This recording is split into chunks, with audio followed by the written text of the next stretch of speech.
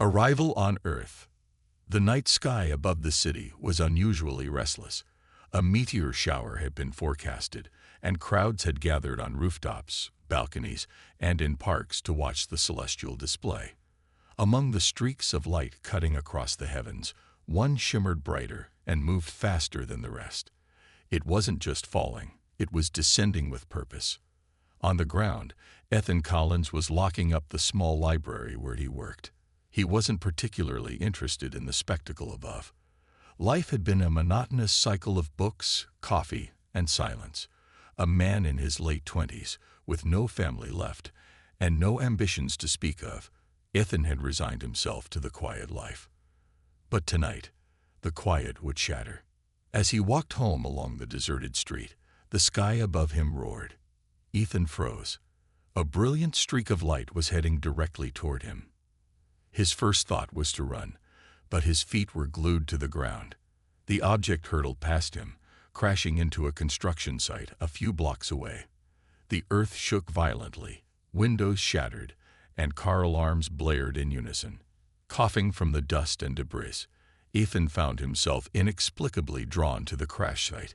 The sensible part of his brain screamed at him to stay away, but something deeper, an unexplainable pull, urged him forward. As he climbed over a broken fence and approached the crater, his heart pounded. What had fallen wasn't a meteor. It was a sleek, metallic craft, glowing faintly with strange blue symbols etched into its surface. Before he could process what he was seeing, the craft's hatch hissed open. A wave of heat and light spilled out, forcing Ethan to shield his eyes. When the light subsided, a figure emerged. She was tall, humanoid, but undeniably alien. Her skin shimmered with intricate patterns that seemed to shift like a living canvas, glowing faintly under the moonlight. Her eyes, an iridescent mix of colors, locked onto Ethan with an intensity that made his breath catch. The crowd that had gathered around the site gasped. Murmurs and whispers filled the air, but Ethan couldn't hear them. The alien woman stepped closer, ignoring everyone else. She spoke, her voice resonating in a way that seemed to bypass the ears and go straight to the soul. "You," she said, her accent strange, but her words clear. "You're the one." Ethan blinked, stunned. "Me? I think you've got the wrong guy." Before she could respond, the night erupted into chaos. Black helicopters roared overhead, their searchlights slicing through the darkness. Military vehicles surrounded the area, and armed soldiers poured in, barking orders. The crowd scattered in panic. The alien woman's expression changed, a mix of fear and determination flashing across her face. She grabbed Ethan's arm with surprising strength and whispered urgently, "Run." "Wait, what?" Ethan stammered, but she was already pulling him along. They darted through the maze of half-built structures, the sound of boots and shouts closing in behind them. Ethan's mind raced. He had no idea who this woman was, why she had crashed here, or why she had singled him out. But one thing was clear. She needed help, and for some insane reason, he felt compelled to protect her. As they hid in the shadows of a steel beam, she placed a hand on Ethan's chest, her touch warm despite the cool night air. "You're different," she said softly. "I can feel it. That's why I chose you." "Chose me for what?" Ethan whispered back, his voice trembling. Before she could answer, a beam of light swept over their hiding spot. The soldiers had found them. Ethan's instincts kicked in, and he grabbed her hand. "We have to move. Now." The two sprinted through the construction site, narrowly dodging searchlights and bullets that ricocheted off metal beams. They eventually reached a drainage tunnel that led out to a quiet alley. Both of them were panting, their breaths visible in the cold night air. "Who are you?" Ethan finally demanded, his voice a mix of fear and frustration. She looked at him with those mesmerizing eyes, her voice steadied despite the chaos they'd just escaped. "My name is Alina, and if you don't help me, your world is in danger." Ethan stared at her, struggling to process her words. Danger from who? A shadow passed over them, and they both looked up to see a massive, hovering ship blotting out the stars. Alina's face hardened. From them, the ship's lights began to flash, and a deep, resonant hum filled the air. Alina grabbed Ethan's hand again, her voice urgent. "There's no time to explain. We need to go." As they disappeared into the night, Ethan couldn't help but feel that his quiet, uneventful life had just been turned upside down. He had no idea what he was getting into, but one thing was certain: this was only the beginning. The pursuit begins. The cold night air bit at Ethan's skin as he and Alina raced through the darkened alleys. The low hum of the alien ship overhead reverberated in his chest, a constant reminder that they were being hunted. His legs burned, his heart pounded, but he didn't dare stop. Alina's grip on his wrist was firm, guiding him through the labyrinth of streets with an urgency that made his fear feel insignificant. "Who are they? What do they want?" Ethan managed to gasp between breaths. "They're called the Zenith," Alina said, her voice steady despite the danger. "They're the enforcers of my people's council. They won't stop until they've captured me." Ethan glanced at her, confusion and frustration bubbling to the surface. "Captured you? Why? What did you do?" "I broke the rules," she said simply. "And I chose you." Ethan opened his mouth to demand more answers, but a blinding spotlight from the Zenith ship swept the alley, forcing them to dive behind a dumpster. The hum grew louder as the ship descended, its sleek, metallic surface bristling with alien weapons. Ethan's heart threatened to leap out of his chest. Alina turned to him, her glowing patterns dimming as if to camouflage herself. "We can't stay here. They'll find us." "Then where are we supposed to go?" Ethan hissed, his voice barely above a whisper. Alina's gaze darted to the end of the alley, where a manhole cover lay half-hidden beneath a pile of debris. "Underground," she said. "It's our best chance." Ethan followed her lead, the sounds of soldiers shouting orders and heavy boots echoing closer. Together, they pried the cover open and descended into the sewer. The stench hit Ethan immediately, but he didn't have time to complain. Alina pulled the cover back in place just as the soldiers reached the alley above. The darkness in the tunnel was oppressive, the faint trickle of water, the only sound accompanying their labored breaths. Ethan felt his way along the damp walls, trusting Alina's glowing skin to light their path. "We can't outrun them forever," Ethan said, his voice low. "You need to tell me what's going on." Alina stopped and turned to face him, her glowing patterns illuminating her face. "I left my people because I don't believe in their ways anymore. The Zenith enforce the Council's laws, and they see humans as inferior, primitive, emotional creatures who don't deserve to exist alongside us. But I see something different in you." Ethan frowned. "You barely know me." "I don't have to know you," she replied. "I can sense it. Your intentions, your emotions, they are pure. That's why I chose you. My people, they fear what they don't understand. And if they catch me, they'll destroy your world to keep it from influencing ours." Ethan leaned against the wall, struggling to process her words. "You're saying the fate of the world is my problem now." "Not just yours," she said softly. "Ours." Before Ethan could respond, a distant metallic clang echoed through the tunnel. Alina's glowing patterns flared, and she grabbed his arm. "They've found us." "How?" Ethan asked, panic rising in his chest. "They can track my energy signature," she said. "I've been trying to suppress it, but they're too close." The faint red glow of Zenith drones appeared at the far end of the tunnel, their mechanical whirring growing louder. Ethan's mind raced. "Do you have any way to stop them?" Alina hesitated.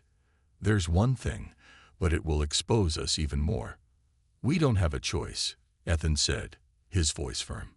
"Do it." Alina closed her eyes, her glowing patterns intensifying until her entire body radiated a brilliant light. The drones hesitated, their sensors overwhelmed. She raised her hand, and a pulse of energy shot out, frying the drone circuits and causing them to collapse into the sewer water with a splash. Ethan shielded his eyes from the brightness. When the light faded, Alina swayed, her breathing ragged. Ethan caught her before she fell. "Are you okay?" "I'll be fine," she said weakly, "but we need to keep moving." They emerged from the sewers in an abandoned industrial area on the edge of the city. The Zenith ship was still hovering in the distance, its searchlights sweeping methodically. Alina leaned against a rusted beam, her glowing patterns dim. Ethan sat beside her, his mind racing. "You said they're after you because you broke the rules." "What rules?" Alina's gaze met his, her expression both defiant and sad. "The rules that say we must never bond with humans. That we must remain superior, isolated, and unfeeling. I couldn't live that way anymore." Ethan sighed, running a hand through his hair. "So now we're fugitives, with the most advanced alien enforcers in the galaxy hunting us down." "Great." Alina managed a faint smile. "You wanted answers. Now you have them." Before Ethan could reply, a low rumble shook the ground. They both looked up to see the Zenith ship descending toward their location. Alina's face hardened. "They're closing in." Ethan stood, his jaw set. "Then we'd better not be here when they arrive." He held out his hand, and Alina took it without hesitation.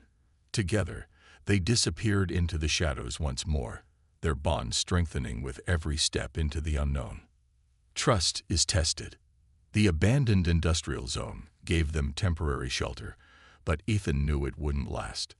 They huddled inside the rusted remains of an old factory, its walls riddled with cracks that let in streaks of moonlight. Alina sat quietly, her glowing patterns dim, a faint hum emanating from her as if she were recharging. Ethan paced the room, his mind spinning.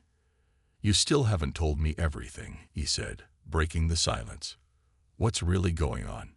Why would you risk your life for a human?" Alina's gaze met his, her iridescent eyes reflecting a deep weariness. "Because humans are more than what the Zenith believe. You're unpredictable, emotional, capable of extraordinary acts of kindness and cruelty. My people fear those traits, but I see them as strength." "That's not an answer," Ethan pressed. "What makes me so special? Why did you choose me?" Alina hesitated, then held up her hand, a faint glow emanating from her fingertips. "I have a gift. I can sense intentions, emotions, truths.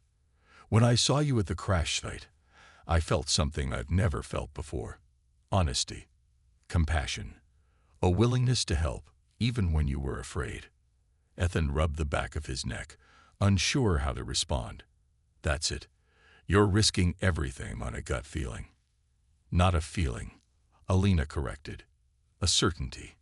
Before Ethan could argue further, a distant noise caught their attention, a faint hum that grew louder.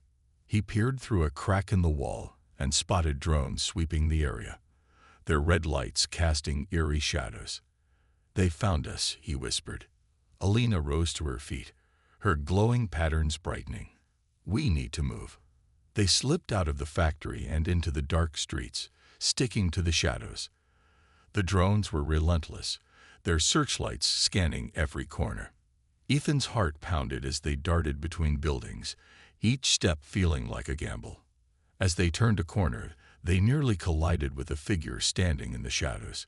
Ethan instinctively reached for a piece of broken metal nearby, but the figure raised their hands in surrender.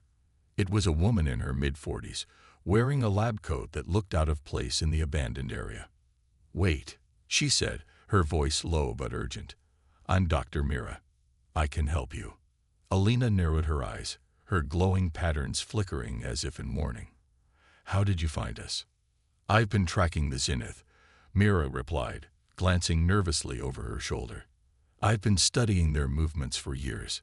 When I saw their ship descend here, I knew someone must have escaped." Ethan stepped between Mira and Alina, his grip tightening on the metal pipe. "Why should we trust you?" "Because I've been trying to expose the Zenith for decades," Mira said. "I've seen what they've done to other worlds. If they're after her, it means she's important. I want to help." Alina tilted her head, her glowing patterns pulsing faintly. Ethan recognized the look. She was using her ability to sense Mira's intentions. After a moment, Alina's glow dimmed, and she looked at Ethan. She's telling the truth. She wants to help. Reluctantly, Ethan lowered the pipe. Fine. But if this is a trap... It's not, Mira said quickly. Come with me. I have a safe house nearby. The three of them moved cautiously through the dark streets, eventually arriving at an unmarked building. Inside, Mira led them to a basement filled with advanced equipment and monitors displaying alien symbols. Ethan was immediately suspicious. How do you have all this? I worked for a classified government program studying extraterrestrial activity, Mira explained, her tone clipped. When I realized they were working with the Zenith, I went rogue. I've been hiding ever since. As Mira began running scans on Alina, Ethan pulled her aside. Are you sure about this? How do we know we can trust her? I sensed no deceit, Alina said softly. But there's something she's not telling us. Before Ethan could respond, Mira turned to them. Alina, your energy signature is off the charts. No wonder the Zenith are after you, but you've also been broadcasting your location, probably without realizing it. What does that mean? Ethan asked, his voice tense. It means they're on their way, Mira said. We don't have much time. Alina frowned, her patterns glowing brighter. If they're tracking me, I need to leave. I won't put you both in danger. You're not going anywhere alone, Ethan said firmly. We're in this together. Mira hesitated, then stepped forward. There's another option. I can mask your signature, but it's risky. If I get it wrong, it could harm you. Alina met Ethan's gaze, her expression calm despite the stakes. I'll take the risk. As Mira prepared the equipment, Ethan couldn't shake the feeling that something was off. He watched her closely, noting the way her hands trembled as she worked. When he glanced at one of the monitors, he noticed a blinking icon, a signal being transmitted. Wait, Ethan said, his voice sharp. What are you doing? Mira froze, her face pale. I had to. They're offering me immunity if I turn her over. You lied to us, Ethan shouted, stepping between Mira and Alina. I didn't have a choice, Mira cried. They'll kill me if I don't cooperate. Before Ethan could respond, the building shook violently. A deafening roar filled the air as the Zenith ship descended outside, its weapons trained on the structure. Alina grabbed Ethan's arm, her glowing patterns flaring with energy. We need to go. Now. As they fled the basement, Ethan shot Mira a final, angry glance. You were wrong. You always have a choice. The Zenith's forces began pouring into the building as Alina and Ethan escaped into the night. The betrayal stung, but it only solidified Ethan's resolve. Whoever these Zenith were, they'd made one thing clear. Alina wasn't just running for her life. She was fighting for something far bigger, and he wasn't about to let her do it alone. Betrayal in the shadows. The night air was heavy with tension as Ethan and Alina darted through the narrow streets, the sound of Zenith forces echoing in the distance. Ethan couldn't shake the bitterness that lingered after Mira's betrayal. He had trusted her, however briefly, and it almost cost them everything. Now, with every step, the weight of their situation grew heavier. They finally reached an abandoned subway station, its graffiti-covered walls and broken tiles offering them a brief reprieve. Ethan slumped against a pillar, his breath ragged. That was close. Too close. Alina crouched nearby, her glowing patterns dimmed to avoid detection. It's only going to get worse. The Zenith are relentless. They won't stop until I'm captured or dead. Ethan rubbed his temples, exhaustion creeping in. We can't keep running forever. We need a plan.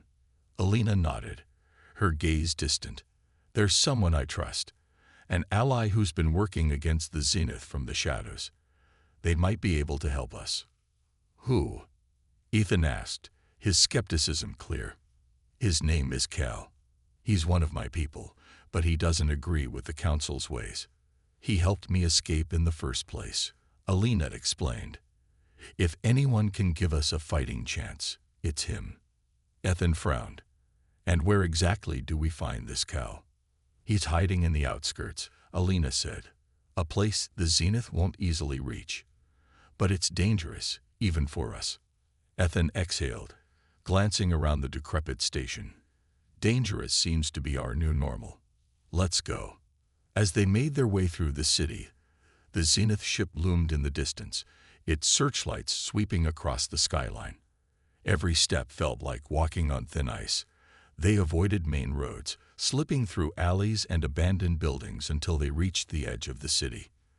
There, the urban sprawl gave way to dense, overgrown forests. The silence of the forest was unnerving. The only sounds were the crunch of leaves underfoot and the occasional distant hum of Zenith drones. Alina led the way, her glowing patterns faintly illuminating the path. After hours of trekking, they arrived at a hidden bunker carved into the side of a rocky hill. Alina knocked on the metal door in a specific rhythm. A moment later, it slid open with a mechanical hiss, revealing a tall, imposing figure, Kale. Kale's appearance was strikingly similar to Alina's, shimmering, glowing skin with shifting patterns. But his expression was hardened, his eyes sharp and wary. He scanned Ethan with a distrustful gaze before turning to Alina. "You've brought a human. Do you have any idea what you've done?" "I had no choice," Alina said firmly. "Ethan saved me. He's not like the others." Kale stepped aside reluctantly, allowing them in. The bunker was a mix of alien and human technology, with holographic displays and advanced weapons lining the walls. Kale motioned for them to sit at a makeshift table. "Tell me everything," he said, his voice low but commanding. Alina explained their journey, the Zenith's relentless pursuit, and Mira's betrayal. When she finished, Cal's expression was grim. "You've stirred the hornet's nest, Alina. The Zenith will stop at nothing now." "We know," Ethan said, crossing his arms. "That's why we need your help." Kale glanced at him, his distrust evident. "And why should I risk everything for a human? Do you even understand what's at stake here?" "Because he's different," Alina interjected. "He's the reason I left the council. He represents everything they fear: empathy, courage, and the ability to change." Kale studied Ethan for a long moment before nodding slowly. "If Alina believes in you, that's enough for now. But this won't be easy." Kale began outlining a plan to create a device that could disrupt the Zenith's tracking systems, giving Alina a chance to stay hidden. As they worked, Ethan noticed Alina growing quieter, her usual glow dimming even more. "You okay?" he asked, pulling her aside. "I'm fine," she said, though her voice lacked its usual strength. "You're not fine," Ethan pressed. "What's going on?" Alina hesitated before finally admitting, "Using my abilities to evade the Zenith. It's taking a toll on me. My energy reserves are depleting faster than I can replenish them." Ethan's chest tightened. "Why didn't you say something?" "Because it doesn't matter," she said, her voice firm. "The mission comes first." Before Ethan could argue, a sudden explosion rocked the bunker. The lights flickered, and alarms blared as smoke filled the room. Kale sprang into action, grabbing a weapon from the wall. "They've found us," he shouted. "The Zenith are here." Ethan grabbed Alina's arm, pulling her to her feet. "We have to move." As they raced toward the exit, Zenith soldiers poured into the bunker, their sleek armor glinting under the flickering lights. Kale and Ethan fought back, Kale using advanced weaponry while Ethan wielded a makeshift metal rod. Alina, too weak to use her abilities, struggled to keep up. They managed to escape through a hidden tunnel, emerging into the forest just as the bunker collapsed in a fiery explosion behind them. Cal's face was grim as he looked back. "We're running out of places to hide." "And time," Alina added, her voice barely audible. Ethan's resolve hardened. "Then we stop running. We fight back." Kale glanced at him, surprised. "You don't even know what you're up against." "Maybe not," Ethan admitted. "But I know this. If we don't fight, we've already lost." Alina looked at Ethan, a faint smile on her lips. "You're starting to sound like one of us." As the Zenith ship loomed closer in the night sky, Ethan clenched his fists. Whatever came next, he wasn't going to back down. Not for Alina, not for himself, and not for the world they were trying to save. The escape and revelation. The trio sprinted through the dense forest, the glow of Zenith searchlights cutting through the darkness behind them. The hum of their ships echoed in the night, growing louder with every second. Alina stumbled, her glowing patterns flickering weakly. Ethan immediately grabbed her arm, steadying her. "You're not okay," he said, his voice laced with concern. "We need to stop." "We can't stop," Alina replied, her voice barely above a whisper. "They're too close." Kale, ahead of them, turned back. "She's right. If we stop now, we're as good as captured." Ethan gritted his teeth but didn't argue. He hoisted Alina's arm over his shoulder, supporting her weight as they pressed on. Each step felt heavier than the last, the relentless pursuit of the Zenith, draining their energy and hope. Finally, they reached a concealed cave entrance hidden by vines and jagged rocks. Kale motioned for them to enter, scanning the skies one last time before following them inside. The cave was dark and damp, the air thick with the scent of earth and moss. Kale activated a small device, flooding the space with a soft, bluish light. "We'll rest here for now," Kale said, placing his weapon down and leaning against the wall. "But not for long." Ethan gently lowered Alina onto a smooth rock, her breathing shallow. "She needs help," he said, looking at Kale. "There has to be something we can do." Kale knelt beside her, his glowing patterns flaring faintly as he placed a hand over hers. "She's drained. Her energy reserves are dangerously low." "What does that mean?" Ethan asked, panic rising in his voice. "Can she recover?" Kale hesitated. "Not without a catalyst." Ethan frowned. "A catalyst? What are you talking about?" Kale's gaze shifted to Alina, his expression grim. "Our kind draws energy from the life force around us. Plants, animals, even other beings. But for someone like her, it's not enough. She needs a direct source, someone willing to share their own energy." Ethan didn't hesitate. "Take mine." Alina's eyes fluttered open, her voice weak but firm. "No, Ethan. It's too dangerous." "I don't care," Ethan said, his voice resolute. "You've risked everything for me. Let me do the same for you." Kale studied Ethan for a moment, then nodded. "It's possible, but it's not without risk. Sharing energy between different species is unpredictable. It could kill you." Ethan's jaw tightened. "If it keeps her alive, it's worth it." Kale sighed, placing a small circular device on Ethan's wrist. "This will act as a conduit. If the connection becomes too much, I'll sever it. But you need to be prepared for the consequences." Ethan knelt beside Alina, taking her hand in his. "I'm ready." Kale activated the device, and a sudden jolt of energy surged through Ethan's body. His vision blurred, his heart raced, and a wave of intense heat washed over him. He felt a strange pull, as if something deep within him was being drawn out. Alina's glowing patterns brightened, her breathing stabilizing as her strength slowly returned. After what felt like an eternity, Kale deactivated the device.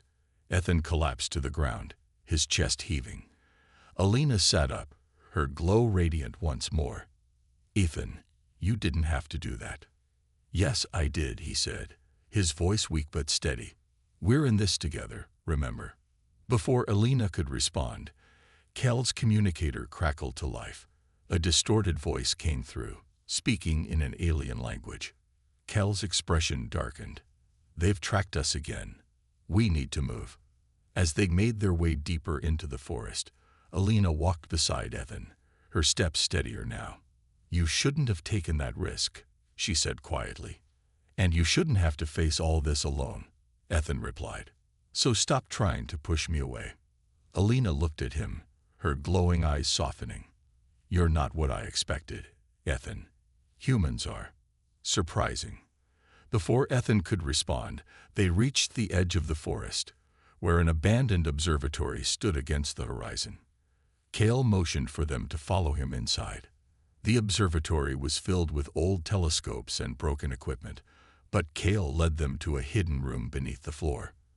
"This is what I've been working on," Kale said, gesturing to a large, circular device glowing faintly with alien energy. "It's a disruptor. If we can activate it, it will block the Zenith's tracking signals and give us a fighting chance." Alina examined the device, her glowing patterns shifting. "This could work, but it's unstable. If it fails..." "We don't have another option," Kale interrupted. "This is our best shot." Ethan stepped forward. "What do you need from me?" Kale hesitated, then handed Ethan a small crystalline chip. "You'll need to install this in the core, but the core is highly volatile. One wrong move and, well, let's just say it won't be pretty." "Got it," Ethan said, taking the chip. No pressure. As Ethan worked on the disruptor, Alina stood guard by the entrance, her glowing patterns pulsing faintly. Kale monitored the device, his sharp eyes scanning for any signs of instability. Suddenly, the ground shook, and the faint hum of Zenith ships filled the air. "They're here," Alina said, her voice tense. Kale grabbed his weapon, his expression grim. "We'll hold them off. Ethan, finish the disruptor." Ethan nodded, his hands trembling as he connected the chip to the core. The device flared to life, emitting a deep, resonant hum that grew louder with each passing second. Outside, the Zenith forces descended, their weapons aimed at the observatory. "Almost there," Ethan muttered, sweat dripping down his face. The disruptor's energy pulsed erratically, the room filling with a blinding light. "Come on, hold together." As the Zenith soldiers breached the entrance, Alina and Kale unleashed a barrage of defensive fire, holding them at bay. Ethan inserted the final component, and the disruptor roared to life, emitting a massive wave of energy that knocked out the Zenith systems. The soldiers faltered, their weapons and drones shutting down. The Zenith ship above began to retreat, its tracking systems disabled. Ethan collapsed beside the disruptor, his chest heaving. "Did it work?" Kale nodded, a rare smile crossing his face. "For now, we're safe." Alina knelt beside Ethan, her glowing patterns warm and bright. "You did it." Ethan managed a weak smile. "Told you we'd fight back." But as they regrouped, Alina's expression grew serious.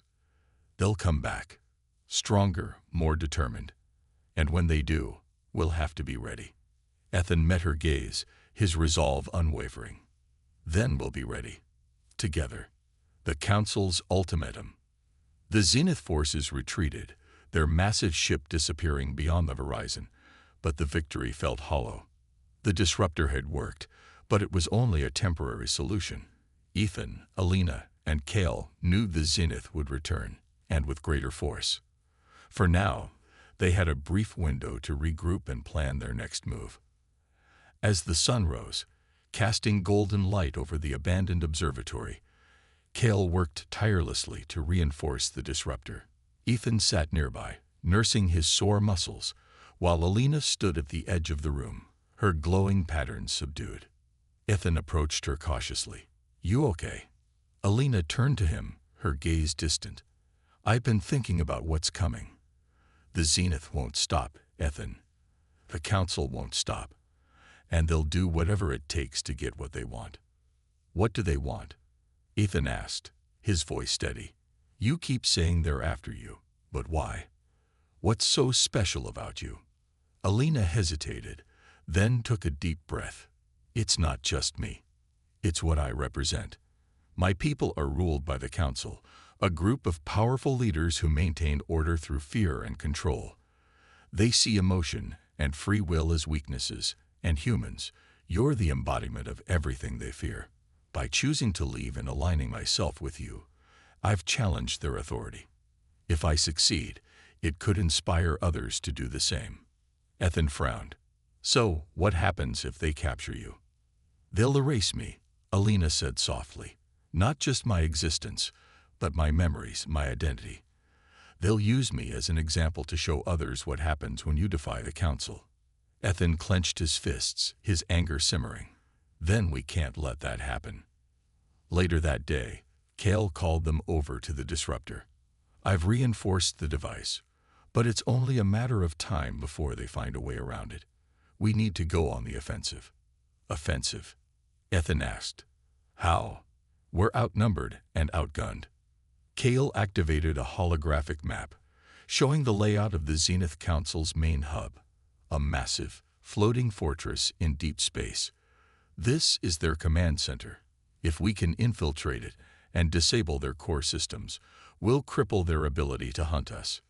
Alina studied the map, her expression grim. That's suicide. It's also our best shot, Kale replied. But we'll need help. There's a group of rebel factions, other species who've suffered under the Zenith's rule. If we can convince them to join us, we might stand a chance. Ethan nodded. Then let's find them. As they prepared to leave, the observatory's communications panel crackled to life. A cold, authoritative voice filled the room. It was the voice of the Zenith Council leader. Alina. The voice said, smooth yet menacing. You've caused quite a disturbance, but it's not too late to end this peacefully. Kale immediately moved to shut off the transmission, but Alina stopped him. I need to hear this. The voice continued. Return to us willingly, and we'll spare the human. Continue this rebellion, and not only will Earth suffer, but every world that harbored you will face the consequences. Ethan stepped forward, his anger boiling over.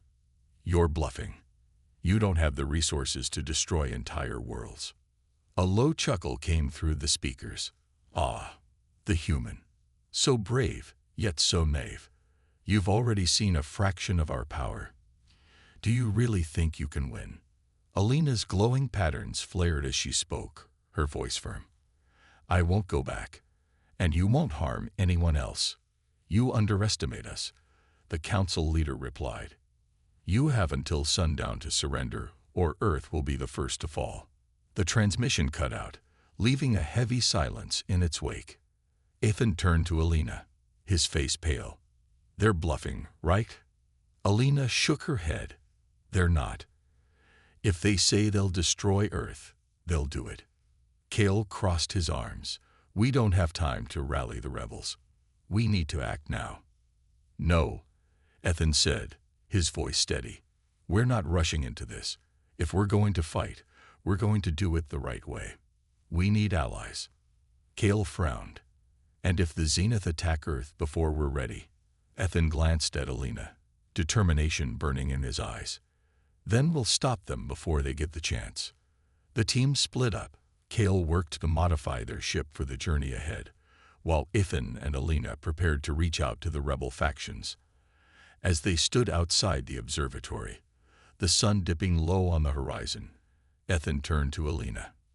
Do you trust me? He asked.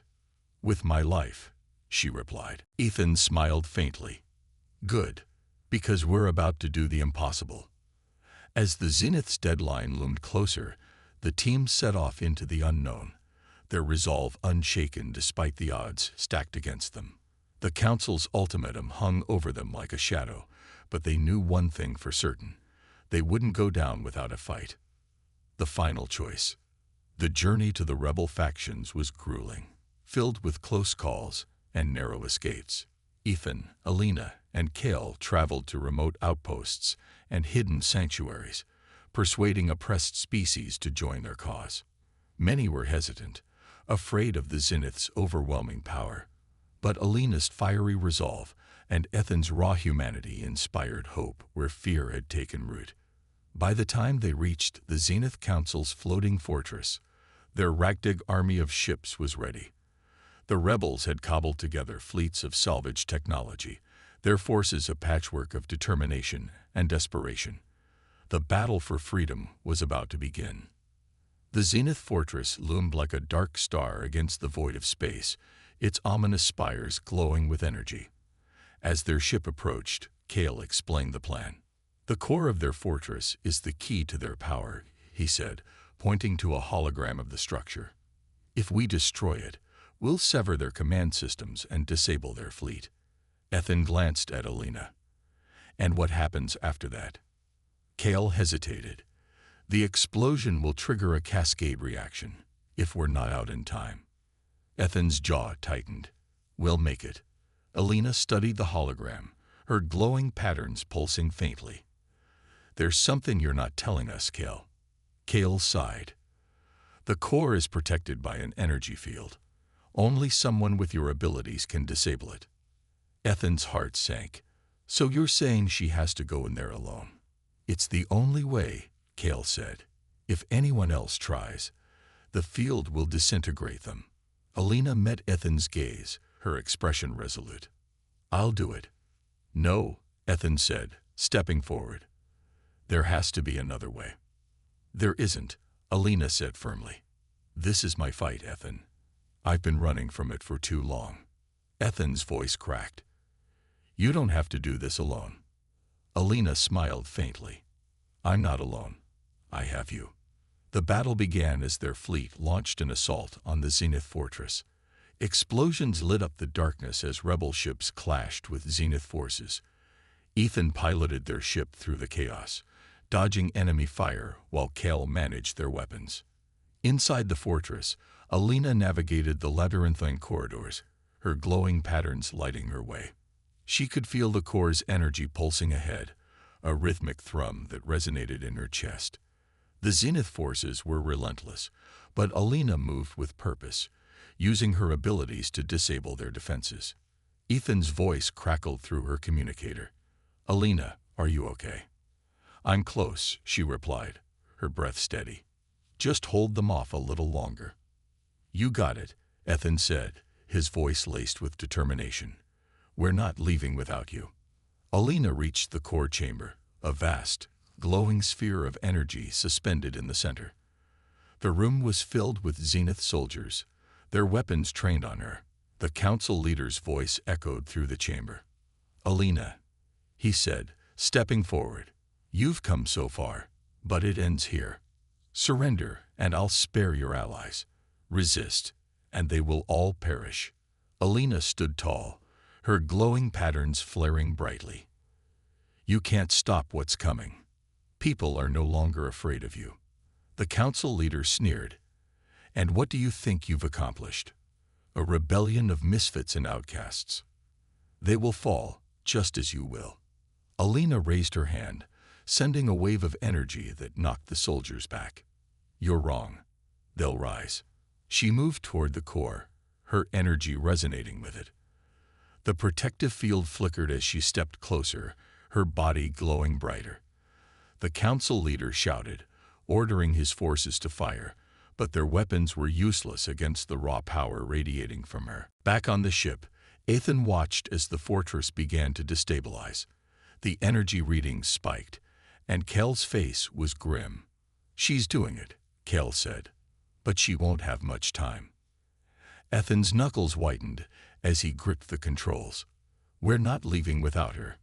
Kale hesitated, then nodded. We'll give her as long as we can. Inside the core chamber, Alina reached the sphere, placing her hands on its surface. The energy surged through her, overwhelming and almost unbearable. She could feel the fortress's systems collapsing, the Zenith fleet losing power.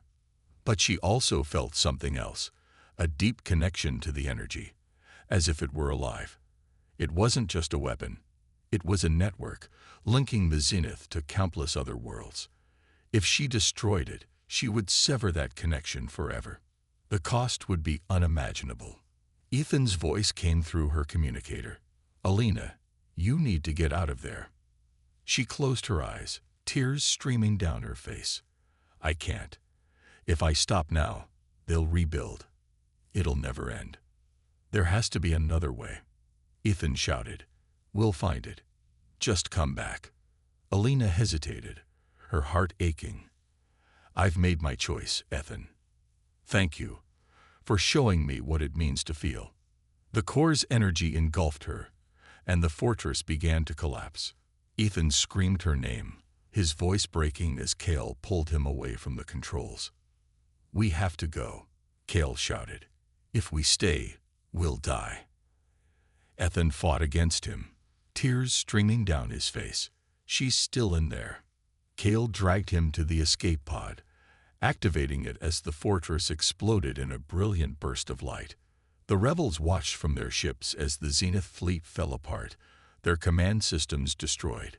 Cheers erupted, but Ethan sat in silence, staring out at the wreckage. Alina was gone, but her sacrifice had saved countless lives. Days later, as the rebel factions celebrated their victory, Ethan stood alone on a quiet hill, gazing at the stars. He held a small glowing crystal, the only thing left of Alina. Her energy, her essence, lived on. "You didn't just save us," he whispered. "You changed everything." The stars seemed to shimmer brighter, as if answering him, and for the first time in a long while, Ethan felt hope.